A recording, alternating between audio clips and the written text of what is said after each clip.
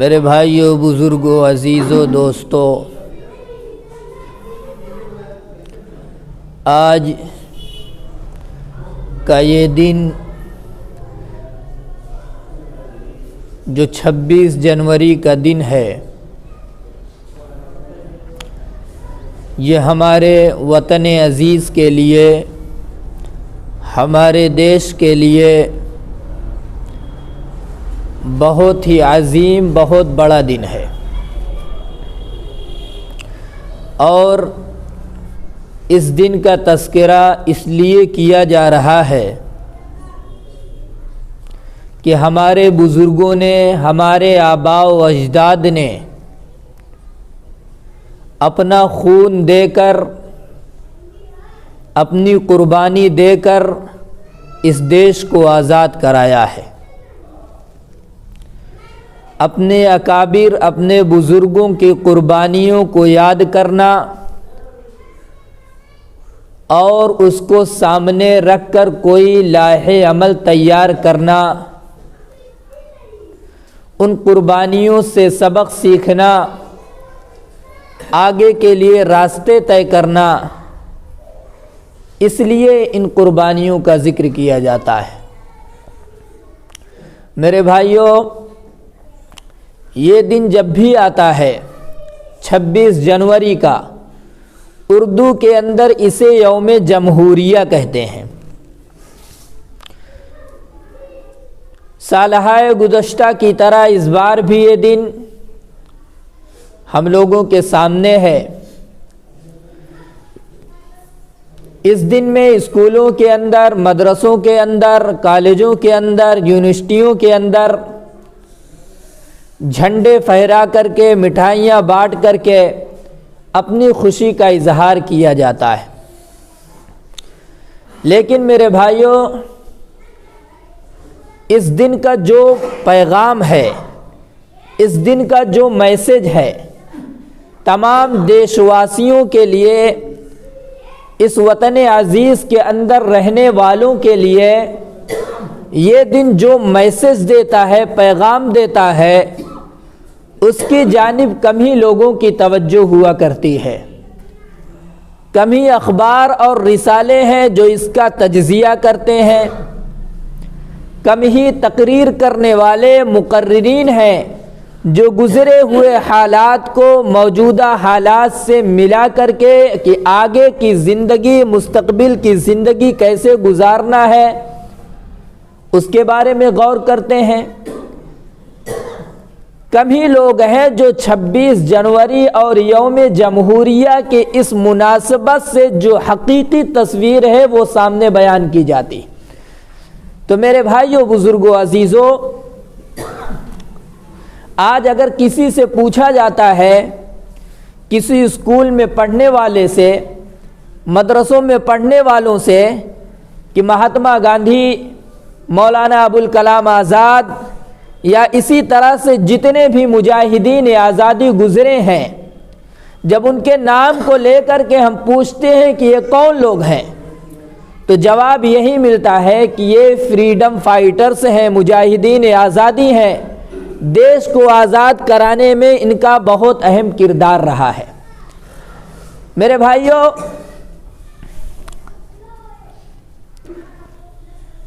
کسی سے بھی جب سوال کیا جاتا ہے تو یہی جواب ملتا ہے، لیکن یہیں پر ایک سوال قائم ہوتا ہے کہ کیا جنگ آزادی کی تاریخ کے اندر یہ بات درج ہے کہ جنگ آزادی دو بھائیوں کے بٹوارے کی لڑائی تھی، کہ مولانا آزاد، مہاتما گاندھی آ کر کے صلح کر دیے اور دیش آزاد ہو گیا؟ نہیں میرے بھائیوں، اگر ہم اپنے اس وطن عزیز کی صحیح تاریخ کو جو کتابوں کے اندر درج ہے، لکھی ہوئی ہے، اسے جب ہم پڑھتے ہیں تو اس نتیجے پر ہم پہنچتے ہیں کہ ہمارا یہ دیش، ہمارا یہ وطن کوئی 10 سال، 20 سال، 30 سال کی قربانیوں سے آزاد نہیں ہوا ہے، بلکہ اس دیش کو آزاد کرانے کے لیے ہمارے بزرگوں نے، ہمارے آباء و اجداد نے پوری 2 صدیاں گزار دی اس دیش کو آزاد کرنے میں، 200 سال لگے ہیں اس دیش کو آزاد کرانے میں۔ چنانچہ تاریخ کی کتابوں کے اندر لکھا ہوا ہے کہ اس جنگ آزادی کا بگل جو سب سے پہلے پھونکا گیا، کب پھونکا گیا، کب انگریزوں کے خلاف اعلان بغاوت کیا گیا؟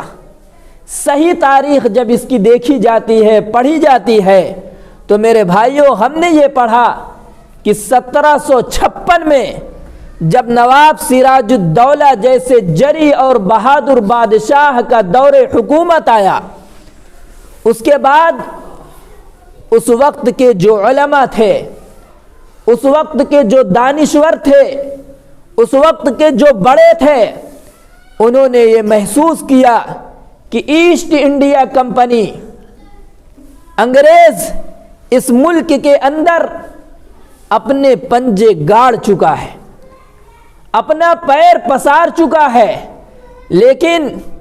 اس وقت اور جتنے راجا مہاراجا تھے، اس وقت کے جتنے نواب تھے، ریاستوں کے جو مالکین تھے، ان کے کانوں پر جوں تک نہیں رینگ رہی تھی، ان کو احساس تک نہیں ہو رہا تھا کہ ایسٹ انڈیا کمپنی ہمارے وطن کے اندر جو قدم رکھی ہے کس بنیاد پر وہ آئی ہے، اس کا مقصد کیا ہے۔ میرے بھائیوں، اس چیز کو اگر کسی نے محسوس کیا تو نواب سراج الدولہ کے دور حکومت میں جو علماء تھے، انہوں نے یہ محسوس کیا کہ انگریزوں کے ارادے اچھے نہیں ہیں، ان کے ارادے اچھے نہیں ہیں، یہ صرف اس ملک میں رہنا نہیں چاہتے بلکہ اس ملک کے اندر اپنی تہذیب کو، اپنے کلچر کو، اپنے مذہب کو دوسروں کے اوپر تھوپنا چاہتے تھے، اور اس بات کو کوئی محسوس کرنے والا نہیں تھا، کوئی دیکھ نہیں رہا تھا کہ آگے کیا ہونے والا ہے۔ اس چیز کو کسی نے محسوس کیا تو اس وقت کے علماء تھے۔ میرے بھائیوں، یہ جنگ شروع ہوتی ہے 1756 کے بعد سے، لیکن آج تاریخ کو مٹانے کی کوشش کی گئی ہے، اتہاس کو بدل دینے کی کوشش کی گئی ہے۔ آج ہمارے بچوں کو، ہمارے بھائیوں کو یہ نہیں پتا ہے کہ اس جنگ کے اندر پہلے کس نے حصہ لیا ہے اور اس جنگ کو آزادی کے دہانے پر کس نے پہنچایا ہے۔ آج ہمیں ادھوری تاریخ بتائی جاتی ہے۔ چنانچہ میرے بھائیوں، نواب سراج الدولہ کے دور حکومت سے علماء نے اپنے سر پر کفن باندھ کر یہ ارادہ کر لیا کہ جب تک ہم انگریز کو اپنے مشن سے پیچھے نہیں ہٹا دیں گے، انگریزوں کو ان کے ملک میں واپس نہیں بھیج دیں گے، اس وقت تک ہم خاموش نہیں بیٹھیں گے۔ اعلان بغاوت کر دیا۔ اسی کا نتیجہ تھا، یہ تحریکیں چل رہی تھی۔ 1799 کے اندر سلطان ٹیپو شہید رحمت اللہ علیہ کو شہید ہونا پڑا۔ 1799 کے اندر، یہ 17ویں صدی ہے، ابھی 18ویں صدی کی شروعات نہیں ہوئی تھی۔ اس سے پہلے نہ جانے کتنے علماء کرام اور ایک بہت مشہور شخصیت سلطان ٹیپو شہید رحمت اللہ علیہ نے اپنی جان عزیز کی قربانی دے کر کے اس وطن کو آزاد کرانے کے لیے بہت اہم کردار ادا کیا ہے۔ میرے بھائیوں، ٹیپو سلطان کو جب محسوس ہونے لگا کہ انگریز آندھی اور طوفان کی طرح پورے بھارت پر قبضہ کرتے ہوئے چلے جا رہے ہیں، اپنے کلچر کو ہم پر تھوپ رہے ہیں، اپنے کلچر کو ہمارے درمیان میں پھیلا رہے ہیں، تو ٹیپو سلطان نے اسی تحریک کا حصہ ہوتے ہوئے جو علماء کرام نے چلائی تھی، کہا تھا کہ اس طرح سے ڈر ڈر کر، اس طرح گھٹ گھٹ کر کے کہ ہم اپنے دین پر بھی نہ چلنے پائیں، اپنے شریعت پر بھی نہ چلنے پائیں، اس طرح ہم زندگی نہیں گزار سکتے۔ 100 سال کی زندگی ہمیں نہیں چاہیے، ایک دن کی زندگی بھی ہمارے لیے کافی ہے، لیکن شرط یہ کہ ہماری زندگی ہمارے دین کے مطابق ہونی چاہیے۔ تو اس وقت ٹیپو سلطان شہید رحمت اللہ علیہ نے کہا کہ جب تک انگریزوں کے قدم یہاں سے اکھاڑ نہیں دیں گے اس وقت تک خاموش نہیں بیٹھیں گے۔ اور میرے بھائیوں، اس وقت کے راجا مہاراجاؤں کو علم بھی نہیں تھا ان کے شعور میں بھی نہیں تھا کہ ان کا مقصد کیا ہے، کرنا کیا چاہتے ہیں۔ ادھر علماء کرام نے ایک تحریک چھیڑ دی اور لوگوں نے قربانیاں بھی دی۔ انگریزوں کو بھی اس بات کا بھی احساس ہو چکا تھا کہ ٹیپو ہمارے راستے کا روڑا بن رہا ہے، جب تک اسے ختم نہیں کریں گے اس وقت تک یہ راستہ ہمارے لیے آسان نہیں ہو سکتا ہے۔ اور ادھر ٹیپو سلطان نے بھی پختہ طور پر ارادہ کر لیا تھا کہ جئیں گے تو آزادی کے ساتھ جئیں گے، جئیں گے تو آزاد ملک میں سانس لے کر کے جئیں گے۔ شیر کی ایک دن کی زندگی گیدڑ کی 100 سالہ زندگی سے بہتر ہے، یہ مشہور قول تھا ٹیپو سلطان شہید رحمت اللہ علیہ کا، جو انہوں نے اس وقت کہا تھا کہ ہم گھٹ کر کے زندگی نہیں گزار سکتے۔ میرے بھائیوں، بزرگوں، عزیزوں، ٹیپو سلطان شہید رحمت اللہ علیہ اپنے ساتھیوں کے ساتھ میدان جنگ کے اندر کود پڑتے ہیں 17ویں صدی کے اندر، اور انگریزوں کا مقابلہ کرتے رہے، لیکن اپنوں کی غداری کی بنیاد پر ٹیپو سلطان کو سرنگا پٹنم کے میدان میں شہید ہونا پڑا۔ میرے بھائیوں، اس 1799 عیسوی کے اندر ٹیپو سلطان شہید رحمت اللہ علیہ شہید ہوئے تھے۔ جس وقت ٹیپو سلطان کو شہید کیا گیا، انگریز کو یہ محسوس ہو چلا کہ اب یہ راستہ ہمارے لیے آسان ہو چکا ہے، اور جنرل ہارس نے ٹیپو سلطان کی لاش پر کھڑے ہو کر کے کہا تھا کہ آج سے یہ ملک ہمارا ہے۔ ٹیپو سلطان کو شہید کرنے کے بعد اس نے یہ کہا تھا کہ آج سے یہ ملک ہمارا ہے، آج سے یہ دیش ہمارا ہے، حکومت شاہ عالم از دہلی تا پالم، یہ نعرہ لگایا جا رہا تھا انگریزی حکومت کی طرف سے۔ اب اس بھارت پر کسی کا راج چلے گا دہلی سے لے کر پالم تک تو وہ صرف انگریزی گورنمنٹ کا چلے گا، ایسٹ انڈیا کمپنی کا راج چلے گا۔ جنرل ہارس نے کھڑے ہو کر کے ٹیپو سلطان شہید رحمت اللہ علیہ کی لاش پر یہ بات کہی تھی۔ میرے بھائیوں، 17ویں صدی کے اندر ہمارے بزرگوں نے اپنی جان عزیز کی قربانی دے کر اس ملک کو آزاد کرانے میں حصہ دیا تھا، یوگدان دیا تھا اپنا، اور صرف اسی پر خاموش نہیں رہے۔ اس کے بعد جب 18ویں صدی کی شروعات ہوتی ہے 1803 کے اندر، اس وقت ہندوستان کے سب سے زیادہ علمی خاندان، جن کے پاس علم سب سے زیادہ تھا، علماء تھے ان کے خاندان کے اندر، سب سے بڑی جماعت تھی علماء کی ان کے پاس، شاہ ولی اللہ محدث دہلوی رحمت اللہ علیہ، ان کے صاحبزادے، ان کے فرزند جن کا نام تھا شاہ عبدالعزیز محدث دہلوی رحمت اللہ علیہ، 1803 کے اندر جو علماء نے انگریزوں کے خلاف اعلان بغاوت کر رکھا تھا، انگریزوں کے خلاف جنگ چھیڑ رکھی تھی، اسی کا حصہ بنتے ہوئے 1803 کے اندر شاہ عبدالعزیز محدث دہلوی رحمت اللہ علیہ دہلی سے ایک فتویٰ جاری کرتے ہیں، پورے ہندوستان کے مسلمانوں کو مخاطب کرتے کہتے ہیں کہ اے لوگوں سنو، آج کے بعد سے ہمارا یہ ملک غلام ہو چکا ہے، انگریزوں کے قبضے میں جا چکا ہے، لہذا ہر مسلمان پر فرض ہو چکا ہے انگریز کے خلاف جہاد کرے۔ یہ فتویٰ 1803 کے اندر انگریزوں کے خلاف سب سے پہلے کسی نے دیا تھا؟ شاہ عبدالعزیز محدث دہلوی نے دیا تھا۔ اس کے علاوہ اور سارے لوگوں کو ابھی تک ہوش بھی نہیں تھا کہ دیش کے اندر ہو کیا رہا ہے، وطن کے اندر ہو کیا رہا ہے۔ جو لوگ آج محبت کا سرٹیفکیٹ مانگنے والے ہیں، ان کے آباء و اجداد جیلوں کے اندر بیٹھ کر کے معافی نامے کے خط لکھا کیا کرتے تھے، ان کے آباء و اجداد انگریزوں کے چاپلوسی کیا کرتے تھے، لیکن یہی علماء تھے جنہوں نے پہلے بھی دیش کو آزاد کرانے کے لیے قربانی دی تھی۔ 1803 کے اندر شاہ عبدالعزیز محدث دہلوی رحمت اللہ علیہ نے سب سے پہلے فتویٰ دیا تھا کہ یہ دیش، یہ ملک ہمارا غلام ہو چکا ہے، ہر مسلمان پر ضروری ہے کہ انگریزوں کے خلاف ہم نکلیں لڑنے کے لیے۔ میرے بھائیوں، شاہ عبدالعزیز رحمت اللہ علیہ صرف فتویٰ نہیں دیے تھے انگریزوں کے خلاف، بلکہ سر پر کفر باندھ کر خود میدان میں اتر پڑے تھے، اپنے گھر کے چشم و چراغ کو ساتھ میں لے کر شاہ عبدالعزیز محدث دہلوی نکل پڑتے ہیں۔ شاہ اسماعیل شہید، اسی طرح سید احمد شہید، ان دونوں اپنے شاگردوں کو لے کر کے دہلی کے مسجد اکبر آبادی دلی کے مسجد اکبر آبادی کے اندر یہ مشورہ کیا جاتا ہے، منصوبہ تیار کیا جاتا ہے، کس طرف نکلنا ہے، انگریزوں سے کیسے مقابلہ کرنا ہے، کیسے ان سے لڑنا ہے۔ یہ بات طے ہوتی ہے 1803 کے اندر دلی کی مسجد اکبر آبادی کے اندر، وہیں پر پوری پلاننگ کی جاتی ہے۔ میرے بھائیوں، اس کے بعد یہ دونوں بزرگ،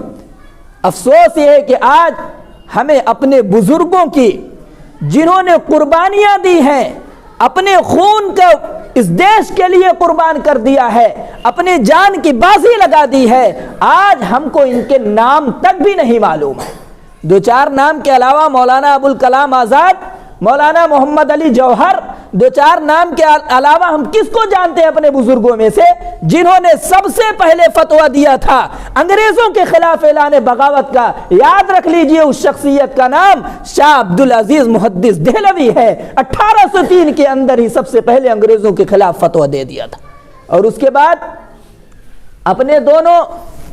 شاگردوں کو لے کر کے روانہ ہو جاتے ہیں بالا کوٹ، جو آج شاید پڑوسی ملک کے اندر ہے،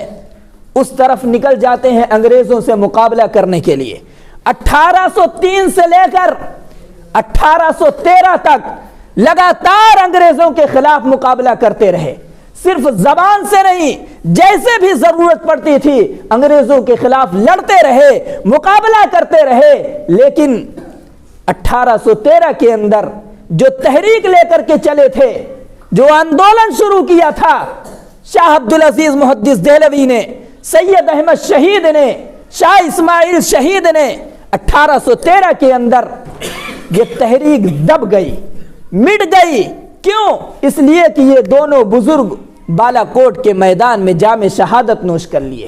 لڑتے ہوئے شہید ہو گئے 1813 کے اندر۔ میرے بھائیوں، اب ایسا معلوم ہو رہا تھا کہ انگریزوں کے سامنے مقابلہ کرنے کے لیے کوئی نہیں ہے، اب اس کا میدان صاف ہو چکا ہے، کوئی ان کے سامنے ٹکنے والا نہیں ہے۔ یہ آندولن ختم ہو چکا تھا، یہ تحریک مٹ چکی تھی بالا کوٹ کے میدان کے اندر، لیکن حقیقت یہی ہے میرے بھائیوں، بظاہر یہ تحریک ختم ہوئی تھی،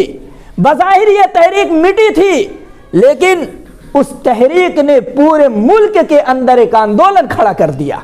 اس تحریک نے پورے دیش کے اندر انگریزوں کے خلاف علم بغاوت بلند کر دیا۔ جگہ جگہ پر جب ان بزرگوں کو شہید کیا گیا، ہر جگہ پر میرے بھائیوں علماء کرام اور عام مسلمان قربانی دینے کے لیے تیار ہو گئے، اپنے جان عزیز کو قربان کرنے کے لیے تیار ہو گئے۔ انگریزوں نے جب دیکھا کہ سب سے پہلے یہی آگے بڑھ رہے ہیں اپنی جان نچھاور کرنے کے لیے، اور ان کے علماء قربانی دینے کے لیے لوگوں کو اکسا رہے ہیں، لوگوں کو بلا رہے ہیں ہمارے خلاف لڑنے کے لیے، تو میرے بھائیوں اس وقت دہلی کے اندر 10,000 مدرسوں کو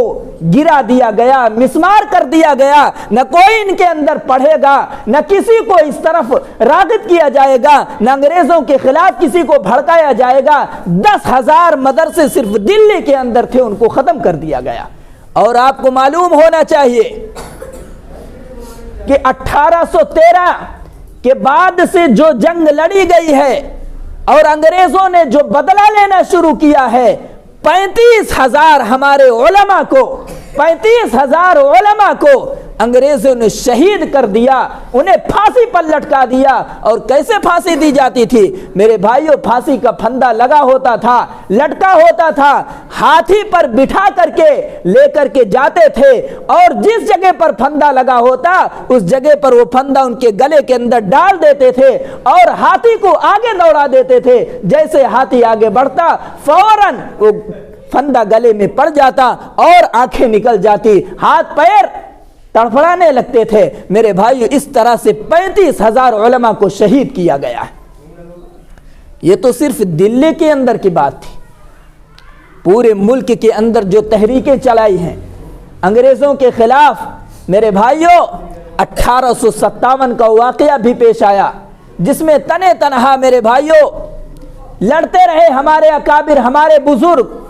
انگریز انہی سے بدلہ لیا کرتا تھا کہ سب سے پہلے انہوں نے ہمارے خلاف جہاد کا فتویٰ دیا تھا، شاہ عبدالعزیز محدث دہلوی نے انگریزوں کے خلاف جہاد کا فتویٰ دیا، مقابلہ کرتے رہے، لڑتے رہے۔ 1857 کے اندر اتنی بری طرح سے شہید کیا گیا، مارا گیا، پیٹا گیا کہ اس وقت نام کے علماء رہ گئے تھے، چند ہی عالم بچے تھے۔ انگریزوں نے اپنا رویہ بدلا، دوسرا راستہ اپنایا، مارنا بند کر دیا، کاٹنا بند کر دیا۔ جن کے گھر کے ذمہ دار کو مار دیا جاتا تھا، جن کے باپ کو مار دیا گیا، جن کے بھائی کو مار دیا گیا، علماء کو مار دیا گیا، ان کے گھر میں یہ پلاننگ کے تحت تحریکیں شروع کی گئی انگریزوں کی طرف سے کہ ہم جائیں گے، ان کے بچوں کو لے کر کے آئیں گے، ان کے بچوں کو لے کر کے آئیں گے اور ان کی ایسی تربیت کریں گے، ان کو ایسی تعلیم دیں گے جو دل و دماغ کے اعتبار سے تو ہندوستانی رہیں گے، لیکن کلچر کے اعتبار سے ایسٹ انڈیا کمپنی کے غلام رہیں گے۔ یہ پلاننگ انہوں نے شروع کی، چونکہ اس وقت گھر کے ذمہ دار مار دیے گئے تھے، ختم کر دیے گئے تھے، کوئی کمانے والا نہیں تھا، کوئی کھلانے والا نہیں تھا۔ لالچ دیے کہ تم اپنے بچوں کو ہمارے حوالے کرو، ہم انہیں کھانا بھی دیں گے، ہم انہیں پانی بھی دیں گے، ان کی تعلیم کا انتظام کریں گے، ان کا کپڑا بھی دیں گے، آپ اپنے بچوں کو ہمارے حوالے کرو۔ اس وقت کے جو چند علماء کرام بچے تھے، مولانا قاسم نانوتوی، مولانا رشید احمد گنگوہی، یہ جو بڑے بڑے اکابر علماء کرام تھے، جب انہوں نے محسوس کیا کہ یہ ہمارے لوگوں کو مار کر کے اور انہی کے بچوں کو اپنا وفادار بنانا چاہتے ہیں، انہوں نے اسی وقت ارادہ کر لیا کہ ایسا ہم ہونے نہیں دیں گے۔ پورے ملک کا چکر لگانا شروع کیا اور کہا کہ آپ لوگ مدد کرو، چندہ دو، اسی طرح سے ہم ایک مدرسہ کھولیں گے،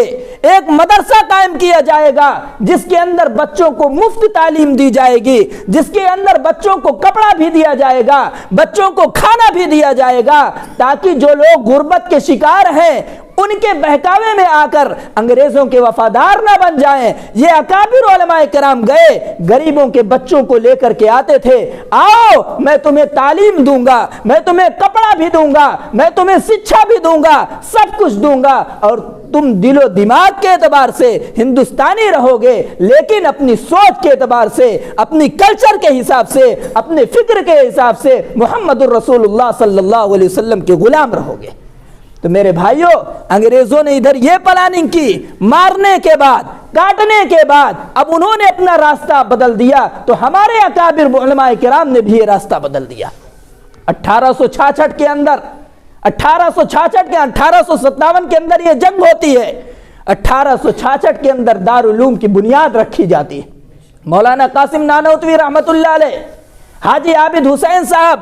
اپنے دستے مبارک سے دارالعلوم کی بنیاد رکھتے ہیں، اور اعلان ہو جاتا ہے کہ اپنے بچوں کو ڈالو، یہاں سے انہیں سے سنت رسول اللہ کی تعلیم دی جائے گی، قرآن پاک کی تعلیم دی جائے گی، اور ساتھ ساتھ تمہارے بچوں کو یہ بھی بتایا جائے گا یہی ہے وہ ناپاک لوگ جنہوں نے تمہارے باپ کو قتل کیا ہے، جنہوں نے تمہارے بھائی کو قتل کیا ہے۔ میرے بھائیو، بزرگوں، دوستو،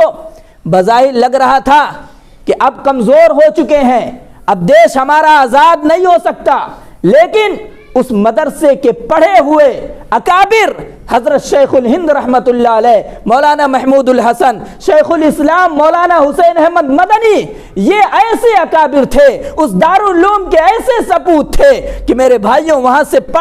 پڑھنے کے بعد پوری دنیا، پورے ملک کے اندر، پورے ہندوستان کے اندر ٹہلتے تھے اور بتاتے تھے کہ ان انگریزوں کے خلاف ہمیں جہاد کرنا ہے، ان انگریزوں کے خلاف ہمیں لڑنا ہے، جب تک یہ دیش سے چھوڑ کر کے نہیں چلے جائیں گے اس وقت تک ہمیں خاموش نہیں بیٹھنا۔ سب سے پہلے طالب علم ہیں مولانا محمود الحسن، شیخ الہند رحمت اللہ علیہ، دارالعلوم سے پڑھ کر کے نکلتے ہیں۔ میرے بھائیوں، حضرت شیخ الہند رحمت اللہ علیہ چاروں طرف انگریزوں کے خلاف علم بغاوت بلند کر دیا، اعلان کرتے رہے۔ انگریز نے انہیں گرفتار کرا کر مالٹا کی جیل کے اندر بند کرا دیا، مالٹا کی جیل میں، جہاں کوئی مل نہیں سکتا تھا، اور اس کے بعد وہاں شیخ الہند سے کہا جاتا تھا کہ مولانا آپ ہماری حمایت میں فتویٰ دیجئے، ہمارے حمایت میں اعلان کریے، ورنہ ایسی سزا آپ کو دی جائے گی کہ آپ کبھی بھول بھی نہیں سکتے۔ شیخ الہند رحمت اللہ علیہ نے کہا کہ میں محمد الرسول اللہ کا غلام ہوں، ایسٹ انڈیا کمپنی کا غلام نہیں ہوں، میں تمہارا غلام نہیں ہوں، محمد الرسول اللہ کا غلام ہوں۔ مکہ کے اندر بلال حبشی کو مارا جا رہا تھا اور کہا جا رہا تھا احد احد کے نعرے مت لگاؤ، لیکن بلال حبشی مار کھاتے جاتے تھے، احد احد کے نعرے لگاتے تھے، میں ان کا غلام ہوں۔ تم یہ چاہتے ہو کہ ہمیں ڈرا کر ہمارا بیان بدلوا دو، ہم سے غلط فتویٰ لے لو، یہ نہیں ہو سکتا۔ اس کے جرم میں شیخ الہند رحمت اللہ علیہ کے کمر کو داغی جاتی تھی آگ سے، میرے بھائیوں برف رکھ کر کے داغا جاتا تھا۔ جس وقت شیخ الہند رحمت اللہ علیہ کا انتقال ہوا، اس بات کو کوئی جاننے والا نہیں تھا،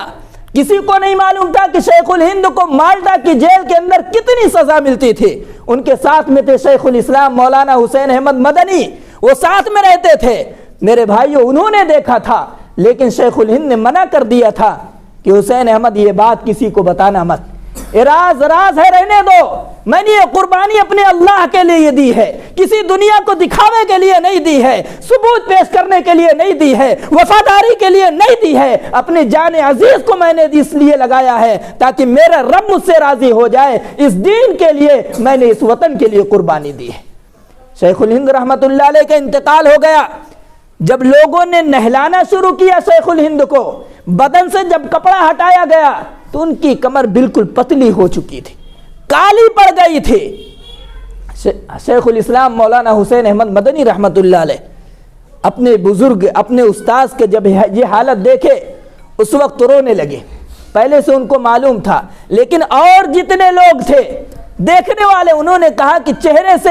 جسم کے اعتبار سے تو شیخ الہند رحمت اللہ علیہ مضبوط لگتے ہیں، لیکن یہ تو کمر ان کی کیسے ہو گئی، کالی پڑ گئی ہے، پتلی ہو گئی ہے۔ شیخ الاسلام مولانا حسین احمد مدنی رحمت اللہ علیہ نے فرمایا یہ راز کی بات تھی، شیخ الہند نے منع کیا تھا، اب وہ دنیا سے جا چکے ہیں، اس لیے میں بتا دے رہا ہوں۔ جب مالٹا کی جیل کے اندر تھے اس وقت انگریز کہتا تھا کہ ہماری حمایت میں فتویٰ دو، جب حضرت انگریز کے خلاف اعلان کرتے تھے تو یہ سزا دیتا تھا، ان کی کمر کو داغا کرتا تھا۔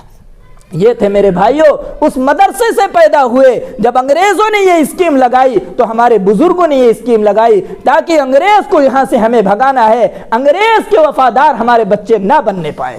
میرے بھائیوں اس طرح سے اور بھی بہت سارے بزرگوں نے، یہی شیخ الہند رحمت اللہ علیہ قدم قدم پر انگریز کی مخالفت کیا کرتے تھے۔ انگریز تو یہ کہتا تھا کہ اگر شیخ الہند کو جلا دیا جائے، جلانے کے بعد ان کے راکھ کو اگر سونگھا جائے اس سے بھی انگریز کے خلاف دشمنی کی بو آئے گی۔ یہ تھے ہمارے اکابرین، ہمارے بزرگ جنہوں نے اپنی جان کی قربانی پیش کی۔ بہادر شاہ ظفر، ان کو دیش سے نکال دیا گیا، جلا وطن کر دیا گیا۔ ان کے 4 لڑکے تھے بہادر شاہ ظفر کے، مرزا مغل، مرزا خضر، مرزا عبداللہ، مرزا ابو بکر۔ بہادر شاہ ظفر کے 4 بیٹے تھے۔ جس وقت باہر انہیں قید کیا گیا تھا، بہادر شاہ ظفر کے بیٹوں کو یہاں پر ذبح کر دیا گیا۔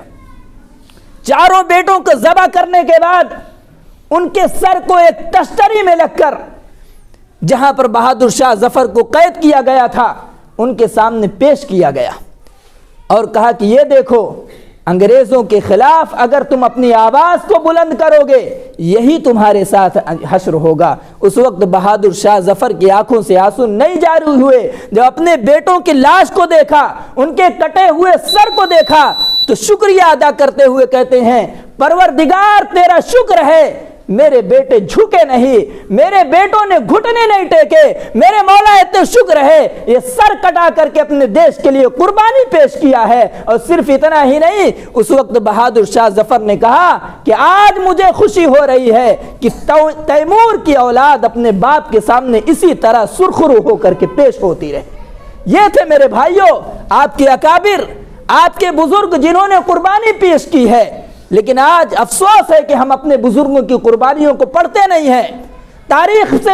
ان کے نام کو ختم کر دیا گیا، مٹا دیا گیا۔ یہ تو مدرسے ہیں جن کی وجہ سے یہ تاریخیں محفوظ ہیں، ورنہ آپ کو کوئی بتانے والا نہیں ہوگا۔ مولانا ابوالکلام آزاد کو آپ جانیں گے، مولانا محمد علی جوہر کو جانیں گے، ان کے علاوہ جو لاکھوں کی تعداد میں آپ کے بزرگوں نے قربانی پیش کی آپ کو نام بھی نہیں پتا ہوگا۔ اس لیے میرے بھائیو جانیے، قربانیوں کو جانیے، اس لیے کہ کسی بزرگ نے کہا ہے جو قوم اپنے بزرگوں کی قربانیوں کو بھلا دیتی ہے، جو قوم اپنے بزرگوں کی قربانیوں پر پانی پھیر دیتی ہے، وہ قوم مستقبل میں اپنا کوئی راستہ طے نہیں کر سکتی ہے۔ مستقبل میں اگر ہمیں کوئی راستہ طے کرنا ہے تو پیچھے اپنے بزرگوں کے نقش قدم کو دیکھنا پڑے گا کہ کیسے انہوں نے مقابلہ کیا ہے، کیسے انگریزوں کو بھگایا ہے، تب جا کر کے میرے بھائیوں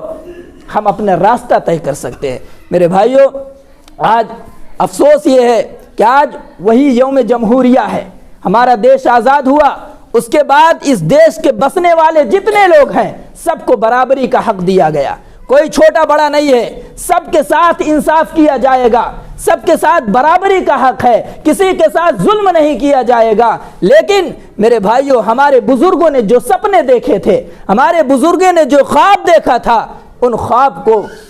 آج مسمار کر دیا جا رہا ہے، ان خواب پر پانی پھیرا جا رہا ہے۔ دعا ہے کہ اللہ تبارک و تعالی جس طرح سے ہمارے ملک کی تہذیب ہے، ہزاروں سال سے پیار اور محبت کے ساتھ مل جل کر کے لوگ رہ رہے ہیں بغیر کسی اختلاف کے، اللہ رب العزت وہی امن و امان، وہی اتحاد، وہی محبت پھر سے قائم فرمائے، اور جو لوگ پھوٹ ڈالو، راجنیتی کرو، اس کے تحت جو انگریزوں کی پالیسی تھی اس پر عمل کر رہے ہیں، اللہ تعالیٰ انہیں ناکام فرمائے، ہمارے درمیان میں پھر سے اتحاد و اتحاد قائم فرمائے، کہنے اور سننے سے زیادہ عمل کرنے کی توفیق عطا فرمائے۔ وآخر دعوانا الحمدللہ رب العالمین۔